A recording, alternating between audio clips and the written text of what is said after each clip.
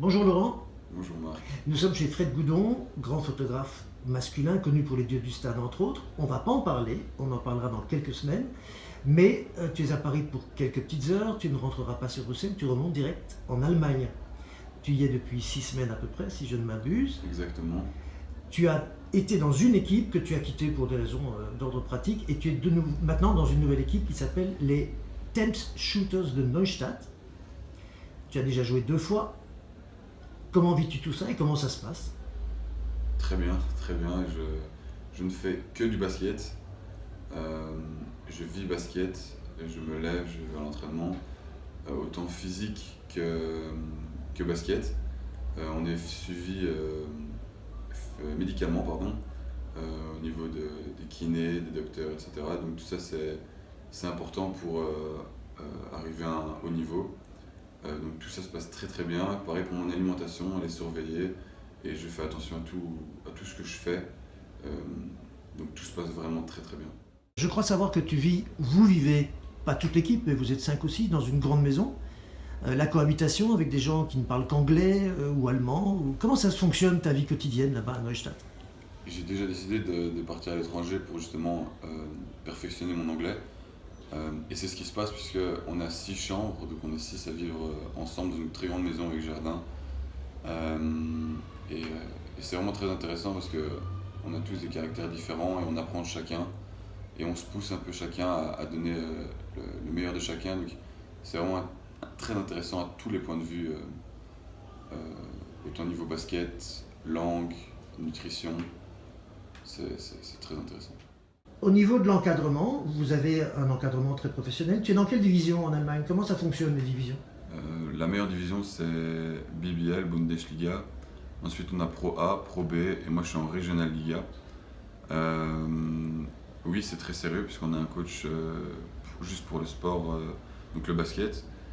Et puis on a un assistant coach aussi pour le basket aussi. Et puis on a un coach juste pour le physique. Donc c'est pas des entraînements de musculation comme on peut voir au fitness, mais des entraînements plus spécifiques basket, donc le dos, la puissance des jambes, la vitesse, les étirements, donc tout ça c'est très suivi. Et puis médicaments aussi, mais ça c'est encore à part. Parlons de ton coach, justement. On l'a interviewé par écrit parce qu'on n'a pas eu l'occasion de monter jusqu'à Neustadt pour l'instant. Euh, il dit de toi beaucoup de bien et manifestement, il aimerait t'emmener plus loin et il a l'air de compter sur toi pour rester, voilà, si j'ai bien compris, à peu près 2 saisons au moins. Mais c'est quelqu'un qui a l'air de croire en toi. Ça te fait quel effet que ce soit à l'étranger, qu'on commence à croire en toi et que tu es un coach maintenant qui a vraiment l'air de vouloir te pousser et t'emmener loin? C'est que du positif pour moi, mais en même temps je ne vis que basket comparé aux autres qui parfois font encore d'autres activités à côté. Moi je fais vraiment que ça en Allemagne. Donc je fais 8 heures de basket par jour et pas juste l'entraînement de basket le soir avec le coach. Donc je fais beaucoup plus que les autres et ça le coach est au courant puisqu'il le voit aux entraînements et donc il investit en moi son temps, euh, des tactiques, etc. Tout ça pour m'aider et le fait qu'il me voit plus loin me donne envie de persévérer, de me donner encore plus dans ce domaine-là. Il est allemand ton coach? Je crois pas. Non, il est américain. Il est américain. C'est important pour toi d'avoir un espèce de lien avec les États-Unis et la légende du basket, puisque là-bas c'est le royaume du basket. C'est un lien assez lointain puisque le coach est en Allemagne depuis plusieurs années. D'ailleurs, il a beaucoup de contacts, entre autres en Bundesliga, le meilleur niveau allemand.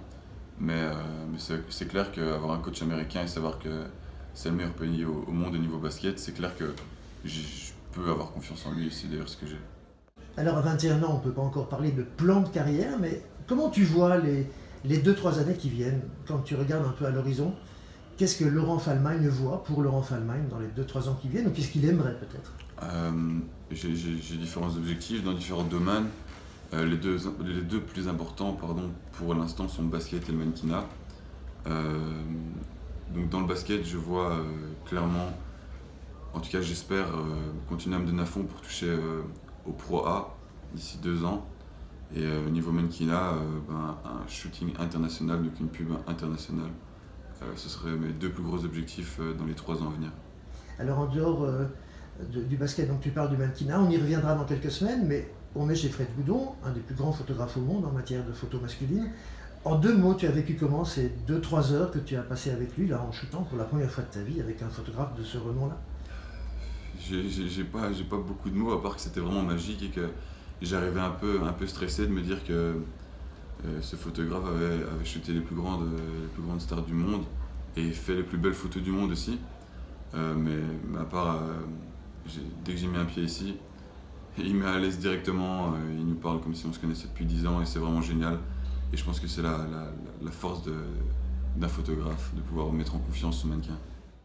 Donc d'ici 4-5 semaines, tu reviendras à Paris, de nouveau chez Fred Boudon, on en parlera à ce moment-là, mais il y a aussi un projet de théâtre, et si je ne m'abuse, dans les 3 ans, il y a aussi dans 2 ans Avignon. Exactement, exactement.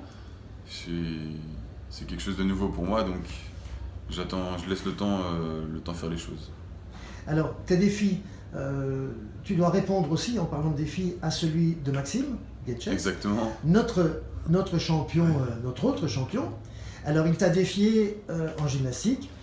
Qu'est-ce que tu lui réponds? Donc, d'ici les fêtes à peu près, vous serez tous les deux en Belgique. Vous vous défierez pendant une journée au minimum. Et donc, vous allez vous affronter chacun dans le sport de l'autre. Tu le sens comment et qu'est-ce que tu lui réponds à son défi? Déjà, Maxime, je relève totalement ce défi avec grande impatience de pouvoir un peu t'apprendre la gymnastique. Et écoute, par la même occasion, le basket. Ben, c'est noté. Maxime sera donc prévenu. Il est au championnat du monde au Qatar pour le moment. Espérons que ça se passe bien. Le défi, c'est pour décembre. Dans quelques semaines, 4 ou 5, on se retrouve ici. Et là, on parlera peut-être un peu plus du théâtre aussi et des résultats de ton shooting avec Fred Boudon qu'on dévoilera peut-être en partie. Ça te convient? Parfait, bonne chance à Max. Et rendez-vous dans quelques semaines. Exactement. Parfait, merci Laurent.